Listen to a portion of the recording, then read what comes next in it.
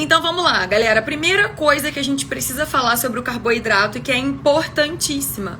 Carboidrato é um macronutriente. O que é um macronutriente, né? Quando a gente pensa em macronutriente, a gente tem carboidrato, lipídio e proteína. Quem é responsável por gerar energia para o nosso corpo? O carboidrato. Então, se você é aquela mulher que está sofrendo muito com cansaço, falta de energia, indisposição, que é uma queixa que eu ouço direto, eu ouço várias mulheres, né? Na prática é o que eu mais vejo, mulheres reclamando de cansaço, de fadiga, de falta de energia. Se essa é uma queixa sua, você não pode cortar o carboidrato da sua alimentação. Ele é fundamental para te ajudar a ter mais energia, para ter mais disposição. E muitas vezes é isso que vocês ouvem. Corta o carboidrato da alimentação. Aí você que já estava cansada, fica mais cansada ainda. Então esse é o primeiro ponto. Se está sofrendo de falta de energia, falta de disposição, não está rendendo bem no teu dia, vamos hoje aprender a voltar com esse carboidrato na tua rotina. Outra questão importantíssima. Muitas vezes, quando vocês tentam tirar o carboidrato da rotina alimentar de vocês acabam beliscando mais.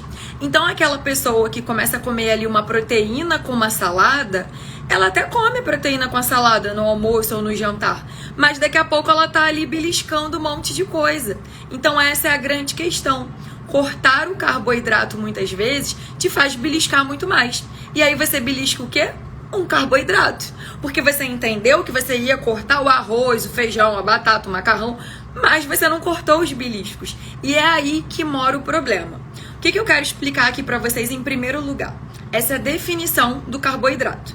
O carboidrato, ele se divide ali em carboidrato simples, carboidrato complexo. Quem é o carboidrato simples? O carboidrato simples é aquele que vira energia muito rápido.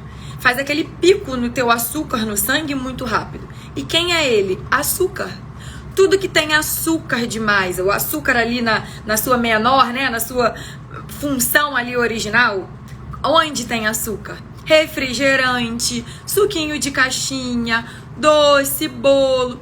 Tudo isso, muitas vezes, é lotado de quê? Qual é a maior coisa que tem ali? Açúcar. Então, o carboidrato simples é o açúcar. E muitas vezes, quando vocês se enchem de doce, cortam o arroz, o feijão, mas estão se enchendo de doce, se enchendo de refrigerante, o açúcar tá ali. E é o pior açúcar. O açúcar do carboidrato simples. O carboidrato que vai fazer um pico na tua glicemia. O carboidrato que vai te gerar a longo prazo uma resistência à insulina.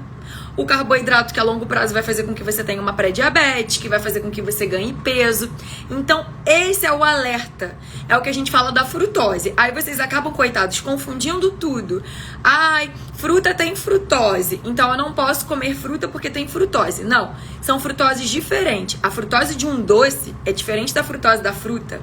A matriz alimentar da fruta é completamente diferente. Ali tem fibra, tem vitaminas, tem minerais. Então, o problema está aqui, nesse carboidrato simples. Entendemos que o carboidrato simples é o açúcar. Vamos falar sobre o carboidrato complexo. E aqui moram quase todos os carboidratos que a gente fala, que a gente está acostumado na nossa rotina. Arroz, batata, macarrão, pão, todo mundo, inhame, aipim, os vegetais, porque sim, os vegetais também têm carboidrato. Só que vocês começam a desesperar tanto com o carboidrato, com os alimentos que têm carboidrato, que até legume vocês querem cortar, porque, ai, mas esse não tem carboidrato. Eu falo que eu nunca vi ninguém engordar por comer muito legume. Então, quando vocês me perguntam assim, abóbora pode? Eu falo, pode. Pode, porque eu nunca vi ninguém engordar porque estava comendo muita abóbora. Então, esse é o primeiro ponto que a gente precisa entender.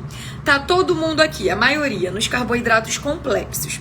Só que dentro dos carboidratos complexos, a gente tem divisões que vão ali de acordo com a fibra. Então, exemplo, um pão francês ou um pão integral, ambos são carboidratos complexos.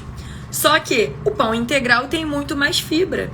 O arroz branco ou o arroz integral, ambos complexos, mas o integral tem mais fibra. E por que a fibra é tão importante? A fibra vai ajudar no funcionamento do teu intestino. Se você é aquela mulher que vive com prisão de ventre, é mais interessante que você consuma o integral porque vai ter mais fibra. Se você é aquela pessoa que tem um colesterol alto, a fibra é importantíssima para o teu colesterol.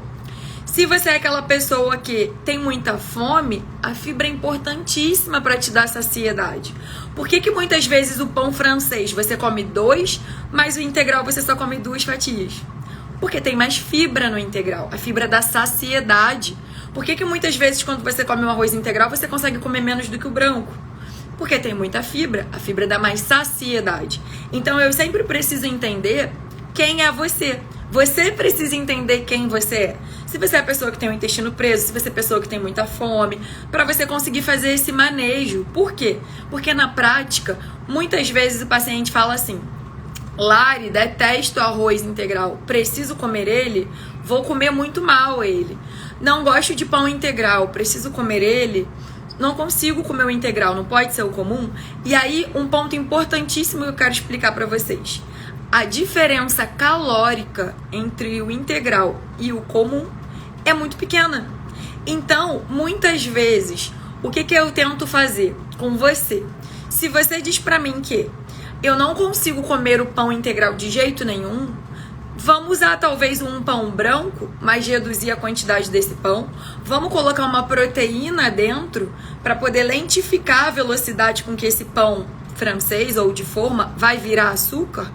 Vamos colocar uma fruta aí para poder ter mais fibra. Então a gente vai conseguindo melhorar a composição da refeição.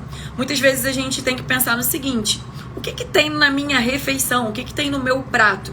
Não só no alimento, mas o que tem na refeição. Não adianta pensar só no pão francês. O que tem na minha mesa, no meu prato, no café da manhã? Não adianta pensar só se o arroz é branco ou integral. Qual é a composição de todo esse meu prato, além do arroz? O que tem ali? Então, hoje eu quero explicar para vocês isso um pouquinho por refeição, para a gente pensar em algumas possibilidades para melhorar a qualidade desse carboidrato, mas entendendo que a grande questão não é se esse carboidrato vai ser integral ou branco, é o quanto você consome na sua rotina, o quanto você consome no seu dia. Então, vamos pensar ali: eu como 3 pães ao dia, de manhã, de tarde e de noite. À noite eu não janto, como pão. De tarde eu lancho pão. Café da manhã, pão. Caramba, 3 pães ao dia. O mês tem 30 dias. Você tá comendo aí 90 pães no mês. Então é pão pra caramba. Se eu consigo te dar outras opções para você reduzir o excesso desse pão, a gente sai de 90 pães para 30. Olha a diferença.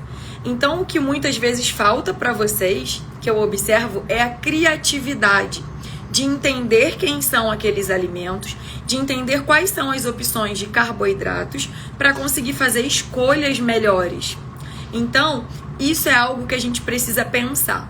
Eu preciso do carboidrato, sim, porque ele é fonte de energia, mas eu preciso entender quais são esses carboidratos, qual é a quantidade deles que eu vou consumir, para que isso não afete o meu objetivo.